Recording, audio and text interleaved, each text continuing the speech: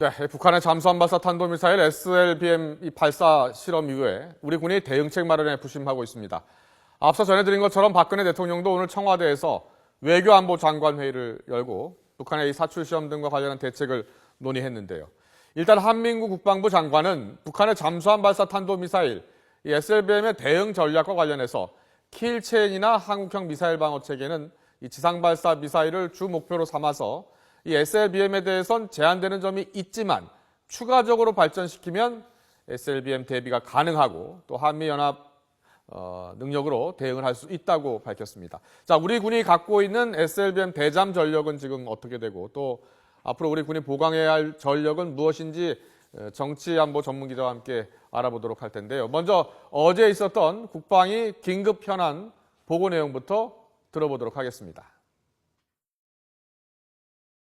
수중 작전에 들어가 있는 상태에서 그 위치를 우리 한미 합동 자산으로 파악할 수 있습니까? 현재 어디가 있다고?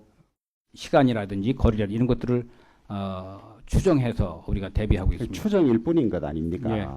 불과 한 7개월, 8개월 경과했는데 SLBM의 사출 시험에 성공한 단계까지 간 거죠.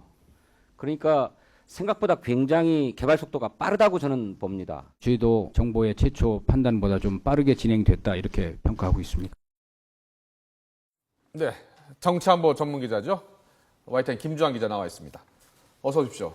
네, 오늘 청와대에서 외교안보 장관 회의가 열렸어요. 그만큼 이제 긴박하다라는 생각이 드는데요. 자, 이 SLBM이 왜 위협적이고요? 일단은 대통령 주재의 장관 회의가 1년 만에 열렸죠. 그 정도 이제 심각하게 보는 건데 말 그대로 잠수함은 물속에 들어가면 눈을 감고 더듬면서 형태로 되기 때문에 이것이 SLBM을 장착한 잠수함이 예를 들어서 동해 망도 기지에서 원산 기지에서 출발해서 동해가 수심이 깊지 않습니까? 내려서 부산 앞바다에서 역으로 북쪽으로 쏜다. 이럴 가능성은 언제 어디서 출몰해서 쏠지 모르기 때문에 이게 힘들다라는 거죠. 굉장히 위협적이다. 그러면 우리 군이 지금 현재 갖고 있는 대잠 전력 어떤 게 있습니까? 일단 뭐 P3C 초계기가 있고요. 예. 그다음에 이지스함 아무래도 그게 있죠. 그리고 그다음에 뭐 대잠 헬기도 있고 여러 가지 거기에 장착한 뭐 청상어나 홍상어 어뢰들도 있죠. 아, 있기는 있군요, 지금. 자, 그렇다면 하나하나 짚어보도록 하겠습니다. 먼저 해군 전력이죠. P3C 초계기. 자, 어떤 무기입니까? 일단 그 화면에 지금 뜬지 모르겠습니다만은 그 초계기입니다. 말 그대로 이 수심에서 굉장히 네, 저거군요. P3C 초계기. 굉장히 낮게 뜨죠. 예. 그런데 저게 그 일반 어뢰를 잠수함을 탐지하는 두 가지 있는 저 꼬리 부분이 보일 겁니다. 네. 저게 맥이라는 용어인데 일단 소리를 소나로 탐지할 수 있는 잠수함을 탐지하는 게 저건 이제 자기장 형태로 작습니다. 지금 뭘 장착했어요? 저게 예, 저런 탐지 장비를 이제 투하를 하는 거죠. 투하를 그렇군요. 해서 저런 자기장 원리를 해서 그 잠수함이 바닷속에 있다라고 하면은 저기에 장착된 청상어 무기가 있죠. 청상어 무기를 이 수중에다 대고 발사를 하면은 이게 시속 80km로 수중으로 투하를 해서 1.5m 정도 되는 그 철판도 관통할 수 있는. 앞서 봤던 기다란 쇠막대기가 저기 자기장 보입니다. 탐지기죠? 예, 저 꼬리하고 이제 일종 무선으로 신호 체계를 해서 자기장으로 해서 물속에 잠수함이 있는지를 탐지를 하는 겁니다. 저게 지금 우리나라에서 몇 대 정도 됩니까? 한 16대 현재 갖고 있죠. 16대 해군이 운용하고 예, 있고요. 예, 예. 네. 그래서 일단 저게 해상에서 이렇게 탐지를 하는 그렇죠. 거죠. 예. 그 잠수함을. 그런데 이제 이것들이 한계가 뭐냐면은 잠수함은 물속에서 몇 주 있지 않습니까? 근데 비행기는 이제 기동 시간이 제한돼 있다는 그렇죠. 점이죠. 연료가 예, 연료가 해서 제한되니까요. 그 활주로에서 이륙을 해서 어느 일정 구역을 탐지를 하고 다시 그러니까 24시간 360일 떠 있지 못하기 때문에 그런 한계도 있죠. 물론 이게 단 비행기 한 대로는 그렇게 하지만 우리가 감시 장화산 체계들이 항상 그걸 교대로 해서 늘 떠 있다라고 보면 됩니다. 알겠습니다. 자, P3C 초계기를 살펴봤고요. 자, 이지스함. 우리나라에 이제 세 척이 있는데요. 뭐 한 대에 뭐 배 한 척에 거의 1조 원 정도 되는 아주 강력한 우리 함인데, 자, 이 P3C 초계기와 함께 이 이지스함도 잠수함 탐지 기능이 있습니까? 그렇죠. 이지스라는 건 이제 그리스 로마 신화에 나오는 말이죠. 제우스가 딸인 아테네한테 준 방패다. 이 이지스는 이제 200개 이상의 목표물을 동시에 발견을 해서 그 중에 적어도 20개 이상 목표를 동시에 공격할 수 있는 그런 능력을 갖고 있는데 우리 현재 세 척이 있는데 그 산술적으로는 동해, 서해, 남해 이렇게 배치돼 있죠. 과거 광명성 3호 발사했을 때도 우리 동해에 배치된 이지스함이 예. 발사 거의 수초 만에 이 탐지해내는 그런 탐지 능력이 아주 뛰어나죠. 200개의 목표를 동시에 탐지하고 추적할 수 있고 또 쏠 수도 있다. 네. 네.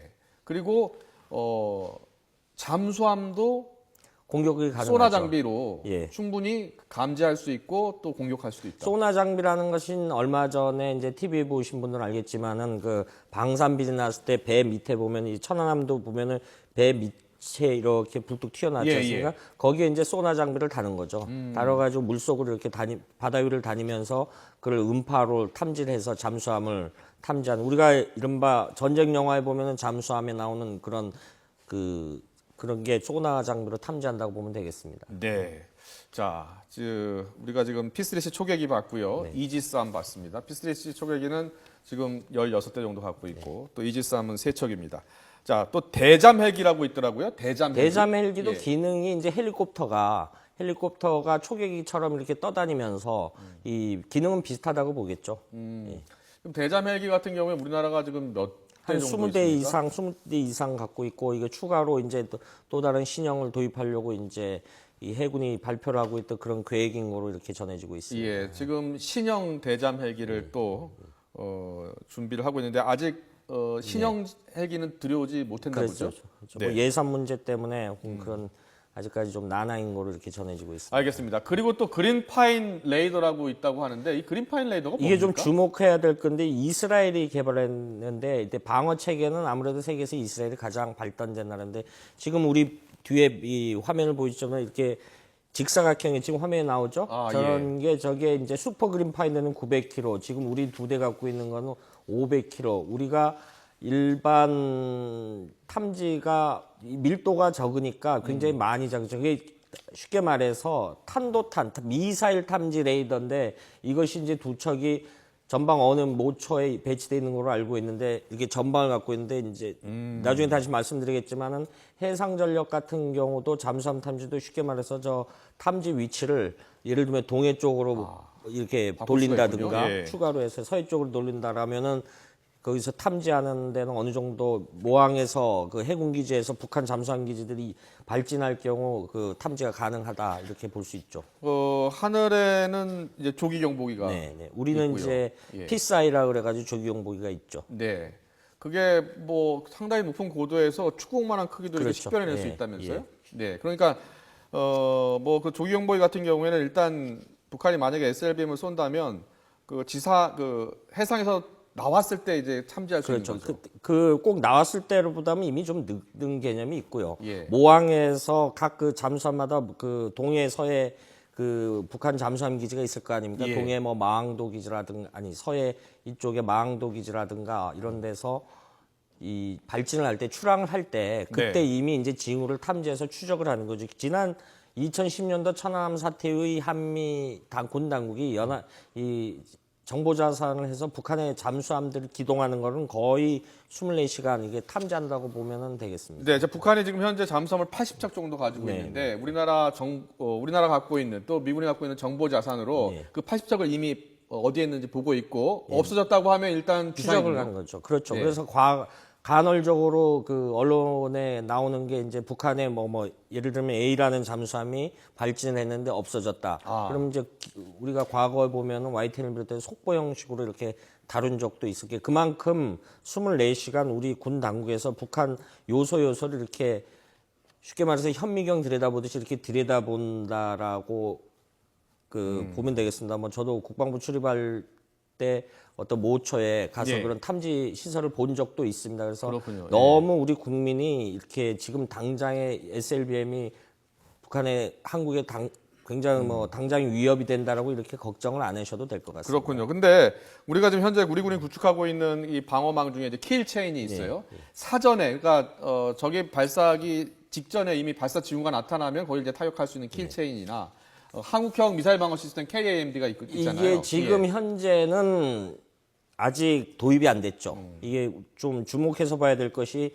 2020년 우리가 과거 전시작전 통제권을 2005년도에 환원하려다가 다시 그 2020년으로 늦췄지 않습니까? 늦췄는데 작년에 2014년도에 한미 군 당국 관계자들이 서울에서 모여서 이 전시작전 통제권을 전환과 동시에 이 두 가지 작전 개념을 도입하자. 왜냐하면 전시작전 통제권이 우리한테 넘으면 이제 정보자산이라는 걸 우리가 주도적으로 운영을 해야 되기 때문에 이 KAMD나 킬체인 같은 거를 하는데 이 부분에 있어서 아무래도 이 북한의 SLBM 개발 속도가 빨라지기 때문에 우리도 이렇게 좀 앞으로 이 도입 시기를 단축해야 될 필요성이 있겠죠. 알겠습니다. 네. 김주한 전문 기자 말로는 지나치게 이제 우려할 필요는 없지만 네, 네. 또 좀 적극적으로 대비를 해야겠다라는 지적이었습니다. 네, 오늘 말씀 잘 들었습니다. 고맙습니다.